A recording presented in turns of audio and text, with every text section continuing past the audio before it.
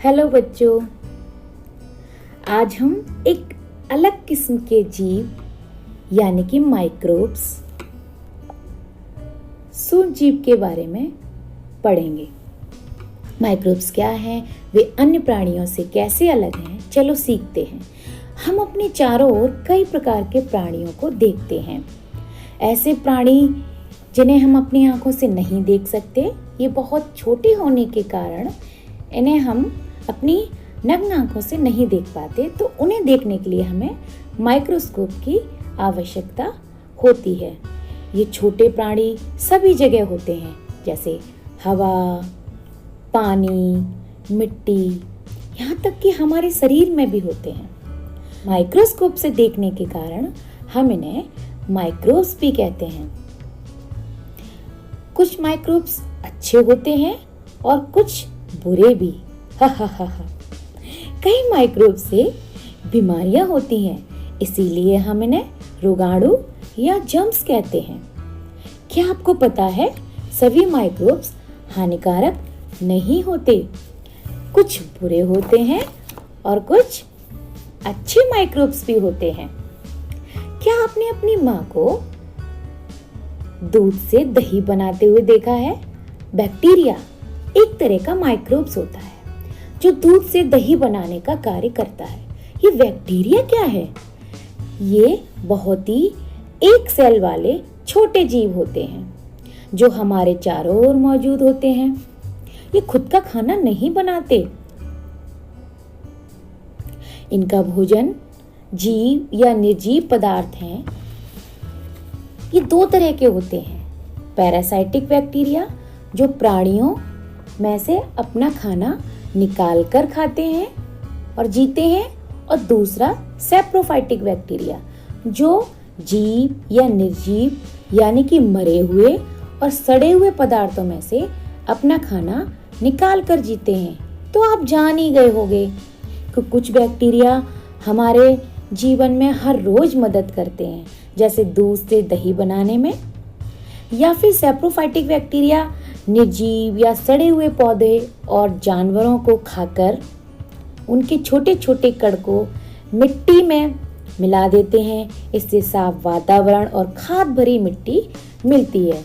हमारे शरीर में कुछ बैक्टीरिया हमारे खाने को हजम करने में भी मदद करते हैं। मुझे पता है आप सोच रहे होंगे सब बैक्टीरिया अच्छे हैं, लेकिन कुछ बैक्टीरिया हमें बीमार भी बनाते हैं। कुछ बैक्टीरिया भोजन खराब कर देते हैं, जैसे कि फल, सब्जी, अंडे या मांस सड़ जाते हैं, तो उनका कारण भी बैक्टीरिया होते हैं।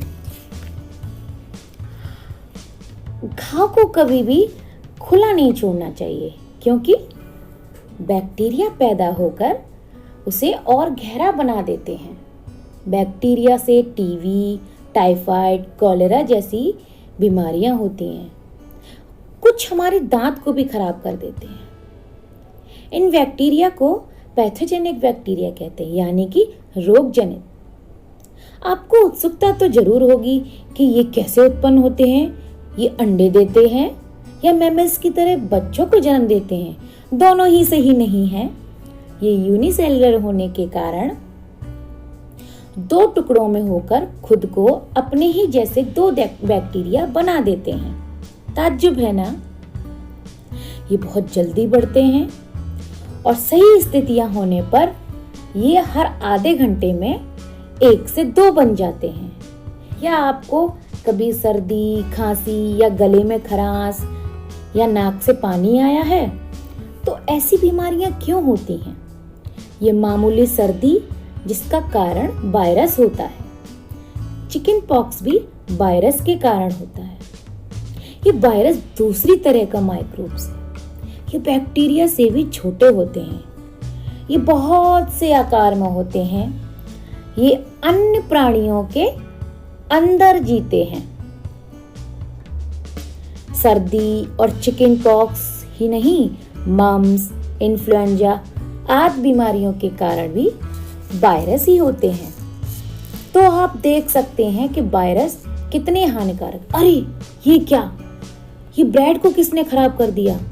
ये फंगस है। यह तीसरे प्रकार का माइक्रोब्स है। फंगस बिना हरे रंग का पौधा होता है। यह भी जीव निर्जीव दोनों पदार्थों में रहकर जीता है। जैसे कि मशरूम, वह भी एक फंगस है। फंगस खाना सड़ जाने में ही नहीं, कई तरह की बीमारियों के कारण भी होते हैं। हमारे सिर के बाल में हुए डैंड्रफ भी फंगस के ही कारण होते हैं। क्या आप जानते हैं कि नरम ब्रेड या इडली बनाने में हम क्या इस्तेमाल करते हैं? ये भी एक फंगस है जिसे ईस्ट कहते हैं। फंगस ब्रेड और इडली को दरदरा बना देता है। मशरूम भी फंगस है, लेकिन इनमें से एक तरह के फंगस हम खा सकते हैं। इसका मतलब बैक्टीरिया जैसे ही कुछ फंगस भी हमारे लिए उपयोगी होते हैं। कुछ फंगस से दवाइयाँ बनती हैं, जैसे कि दुनिया का सबसे पहला एंटीबायोटिक पेनिसिलिन, जिससे बैक्टीरिया से होने वाली बीमारियों को रोका जा सकता है, वह भी फंगस से बना है ना दिलचस्प बात बच्चों। मलेरिया जैसी बीमारी कैसे फैलती है सबको पता है। यह एक मादा मच्छर के काटने से फैलती है, लेकिन इसका कारण क्या है? क्या आप जानते हैं? यह प्रोटोजोआ के कारण होती है। प्रोटोजोआ मादा मच्छर को बीमारी देता है और मादा मच्छर के काटने से मनुष्य को बीमारी फैलती है। तो ये प्रोटोजोआ क्या है? ये चौथे प्रकार का माइक्रोब्स है। यह भी यूनिसेल्युलर जीव होता है जो पानी में रहता है। कुछ प्रोटोजोआ शरीर में रहकर मलेरिया, डिसेंट्री जैसी बीमारियां फैलाते हैं। संक्षिप्त में माइक्रोब्स यानी कि सूक्ष्म जीव 4 प्रकार के होते हैं: bacteria, virus, fungi and protozoa. इनमें से कुछ लाभदायक हैं और कुछ हानिकारक। क्या हम इन हानिकारक माइक्रोब से लड़ सकते हैं? हाँ, हमारे पास उनसे लड़ने के लिए कुछ साधन हैं। क्या आपको पता है कि हम नवजात शिशुओं को टीका क्यों लगाते हैं? नवजात शिशुओं को टीका या वैक्सीनेशन लगाने से उन्हें पोलियो, हेपेटाइटिस बी आदि बीमारियां नहीं हो सकती। टीका लगाने के अलावा हम छोटे छोटे कामों से भी इन हानिकारक माइक्रोब से बच सकते हैं। जैसे कि खाने से पहले फल और सब्जियों को धोने से उनके ऊपर होने वाली गंदियां एवं जर्म्स निकल जाते हैं। खाने को ठीक से उबाल कर गर्म कर पकाने से कुछ जर्म्स खत्म हो जाते हैं, क्योंकि माइक्रोब्स बहुत गर्म जगह नहीं होते हैं। हम खाने को बचाकर फ्रीज में क्यों रखते हैं? क्योंकि माइक्रोब्स बहुत ठंडी जगह भी नहीं बढ़ सकते। सड़ा हुआ खाना हमें फेंक देना चाहिए, हमें उसे नहीं खाना चाहिए। हम खाने को हमेशा ढककर रखें, या सड़क पर खाना बेचने वालों जो ढककर नहीं रखते हैं उसको कभी नहीं लेना चाहिए, क्योंकि चूहे, मक्खी जैसे जीव गंदगियों में बैठते हैं और माइक्रोब्स उनके पैर और बाकी के भागों में चिपक जाते हैं। फिर वे खुले खाने की चीजों में बैठते हैं और जर्म्स फैलाते हैं। इसलिए खुले खाने से हमें हमेशा बचना चाहिए और उसे ढक कर रखना चाहिए। जर्म्स सभी जगह होते हैं, हवा में, पानी में, धरती में। इसलिए खाना ही नहीं, हमें पानी भी साफ पीना चाहिए। पानी को क्लोरीनेट करके या छान कर पीना चाहिए। अगर पानी स्वच्छ नहीं होगा तो हम उसे पीकर बीमार पड़ेंगे। क्या ठीक से पका हुआ खाना, अच्छा खाना और साफ किया हुआ पानी हमें स्वस्थ रखने के लिए काफी है? नहीं, हमें कुछ और भी करना पड़ता है। जैसे कि खाने से पहले हमें हाथ धोना। अगर हम साफ पानी पिएं और पौष्टिक आहार लें, पर ये सब गंदे हाथों से करें तो क्या होगा? इन्फेक्शन और बीमारियां फैलेंगी। कैसे? गंदे हाथों से खाना खाने से हाथ के ऊपर या नाखूनों के अंदर माइक्रोब्स रहते हैं, तो वो हमारे शरीर में जाकर हमें बीमार करते हैं। इसलिए हमें खाना खाने से पहले और बाद में हमेशा हाथ धोने चाहिए। रोगों से बचने के लिए हमें और क्या करना चाहिए?